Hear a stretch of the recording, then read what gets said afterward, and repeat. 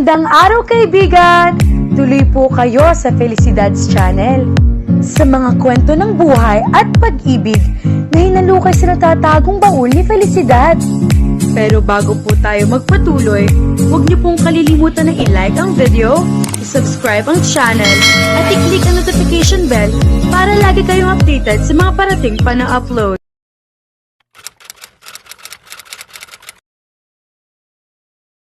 Alalang-alala na si Kelly sa posibleng mangyari sa loob ng restaurant. Ngunit kahit gusto niya pumasok ay hindi niya magawa. Ayaw na kasi niya makaharap pa si Matt at ang babaeng kasama nito. Nakita kaya sila ni Monty?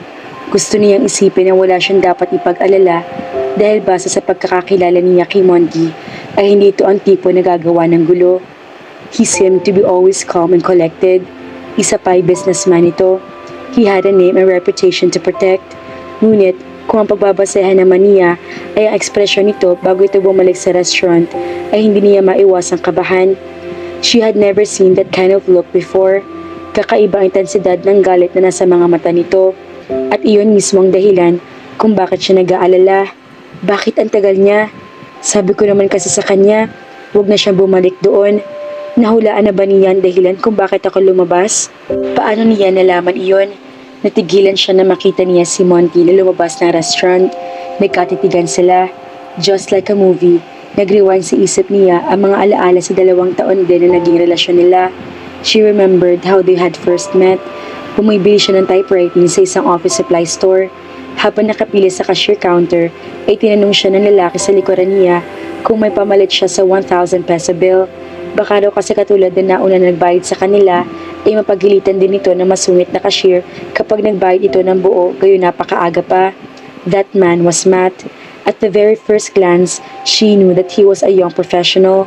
He was not just good looking, he was also charming. Namalay na lamang niya na hindi lang niya pinalitan ng smaller bills ang pera nito. Ibinigay rin niya rito ang pangalan niya. Pati ang pinagtatrabahuhan niya nang tanungin nito ang mga iyon sa kanya. Nagulat siya ng sumunod na araw dahil nagpunta ito sa office ng Concept. Inibitahan siya nito mag-lunch. Dahil magaling ito mangumbinse ay napapayag siya nito. The next thing she knew, palagi na sila makasabay na naglo-lunch. Minsan pati dinner. 2 buwan mula na magsimula sila lumabas ay tinanong siya nito kung maaari siya maging girlfriend nito. She said yes. That was the start of their love story. Kung dati-rate, itrabaho lamang ang nagdedemand sa kanyang oras, ay nadagdagan iyon na maging steady sila ni Matt. It was not easy. May mga pagkakataon na papaghindian niya ito kapag niyayaya siya nito na mag-date sila at may tatapusin na siyang ipinapagawa ng boss niya. Naging ugat iyon ng mga pagtatalo nila. Ang sabi nito, masabuti siguro na mag-resign siya para magpakapanahon siya rito, pero hindi niya pinansin iyon. Wala sa isip niya ang pagre-resign. At least, not until she had saved enough to start her tilapia farm. Ikinagalit ni Matt ang pambabaliwala niya sa request nito. Ngunit tuwing nagtatalo sila, ay niisip na lang niya na balang araw ay babawiin niya ang mga panahong utang niya dito. And then everything would be okay again. Kailangan lang niya magsakripisyo pansamantala. Naputol ang takbo ng mga alaala sa isip niya nang tumabi kay Matt ang babaeng kasama nito. Kumapit ito sa braso ni Matt. She felt uncomfortable. May kasamang panunumbat ang tingin ipinukol sa kanya ni Matt bago sumakay ang mga ito sa sasakyan nito. Namataan niya si Monty naman ang lumabas sa restaurant. Huwag na tayo rito kumain. Let's go. Pinagbuksan siya nito ng pinto ng sasakyan nito. I'm sorry kung dinala pa kita rito. Paumanhin nito na magmaneho na ito. Hindi mo kailangan mag-sorry. Ano nga pala nangyari kanina? Bakit umalis si na Matt? Hindi mo naman siya sinaktan, right? No, but I warned him. Anong sinabi mo sa kanya? Na huwag na siya lalapit sa'yo. Hindi mo na kailangan pang gawin yon. Hindi na talaga siya lalapit sa akin. Why?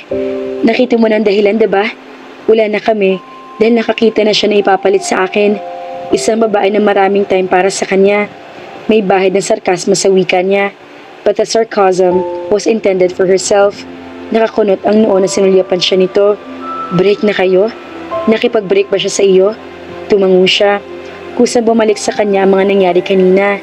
Nang makita niya si Matt, ay napatingin din ito sa kinaroroonan niya. Para nagkaroon ng sariling isip ang mga paa niya. Lumapit siya sa mesa nito at ng kasama nito. Bagaman may ideya na siya sa nagaganap, nagpanggap siya na walang alam. Binati niya mang ito na tinanong pa niya si Matt kung katrabaho nito ang babaeng kasama. Pero mukhang alam ni Matt na hindi siya ignorante at in denial lamang siya. Marahil ay hindi siya ganoon kagaling umarte. Mahaba-habang sandali ang namagitan sa kanila bago nito'y pinakilala sa kanya kasama nito. She's Armina. She's not my office mate. She's my date. Alam mo naman ang status ng relasyon natin, Kelly. I don't think we can still save what we have, especially when you wouldn't give me a reason to fight for it. I had it with you. Hindi ko maramdaman na nandyan ka dahil wala ka most of the time. Inilagay mo ko sa huli sa buhay mo. Huwag ka na magtaka kung mawala ako. I'm breaking up with you. Sa sobrang di magpakaniwala niya sa nagaganap, ay wala siya nasambit na salita. Nakatayo lang siya sa harap ng mga ito, hindi makakilos. Pero wag mo akong sisisihin kung sa ganito tayo humantong. This is all your fault, Kelly. Pinabayaan mo relasyon natin. Pinabayaan mo relasyon natin. Pinabayaan mo relasyon natin. Pinabayaan mo relasyon natin. Ipinilig niya ang ulo upang patigilin ang pag-echo ng tinig ni Matt sa isip niya. Napalingon siya kay Monty nang hawakan siya nito sa balikat. Are you okay? Mababakas ang concern sa mga mata nito. Ayos lang ako. No, you don't look okay. Anong sinabi sa iyo ng lalaking iyon? The truth. Huminga siya ng malalim. Talaga namang ako may kasalanan sa aming dalawa. Hindi ko ginawang priority ang relasyon namin. Palagi kong pinipili ang trabaho ko kaysa kay Matt. Ako ang nagtulak sa kanya na lumayo sa akin. Don't think that way. Binabaliktad ka lang ng lalaking iyon. Pinalabas ka niya masama para i-justify ang panaloko niya sa'yo. Hindi. Tama si Matt. Hindi niya ako pagpapalit kung wala akong pagkukulang. Napagod na siya sa paghihintay kung kailan ako magkakatime para sa kanya. Tila pagpapaliwanagan pa siya nito, ngunit natignan siya nito ay tila nagbago ito ng isip. That's how you see things now. Naiintindihan ko kung bakit. Nagigilty ka. But soon, marirealize mo rin na gagulan talaga ang lalaking iyon. At posible ang mangyari sa araw na ito ang pinakamaganda na ganap sa buhay mo. Pagbalik niya sa agency, ay agad na binuksan niya ang computer. Nais niya magpakasubsob sa trabaho upang hindi niya maisip ang breakup nila ni Matt. Samot-saring emosyon kasi ang idinudulot niya sa kanya. She never liked dealing with emotions because she was not good at it. Mas pipiliin pa niya na huwag na lamang pansinin ang mga emosyong iyon dahil sa paniniwalang mamamatay rin ang mga iyon ng kusa. For the meantime, gagamitin niya na sa mas makabuluhang bagay ang oras niya kaysa magdual sa kanyang nararamdaman.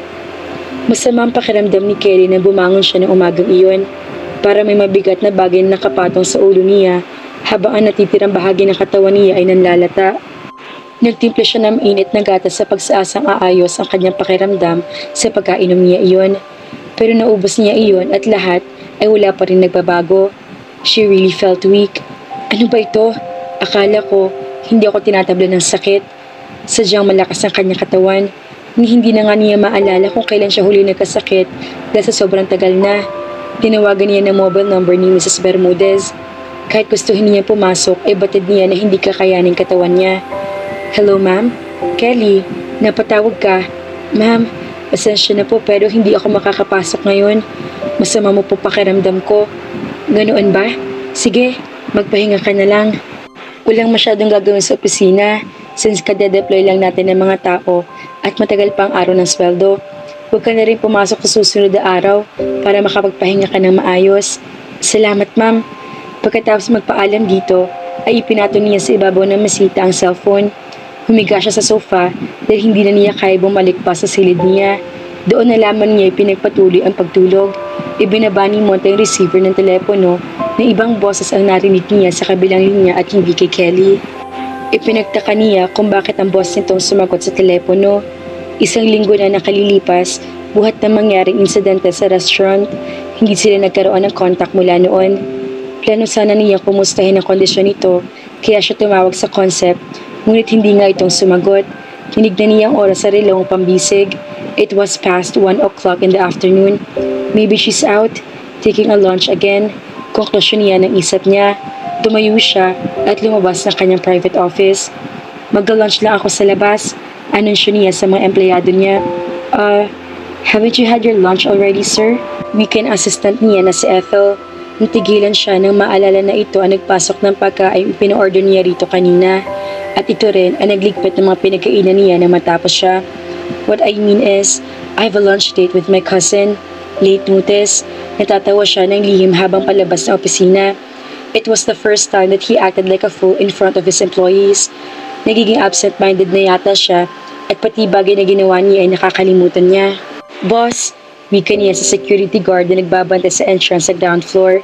Sir, wika rin ito. Kilala mo bang sekretary ni Mrs. Bermudez?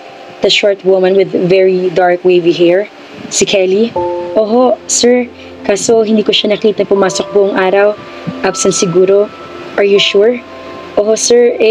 Kung gusto niyo ho na magkasiguro, tatawag ako sa opisina ng concept para ma-verify natin. No, never mind. Bigel niya. Thank you. Bumalik siya sa loob ng gusali. Hindi pumasok si Kelly.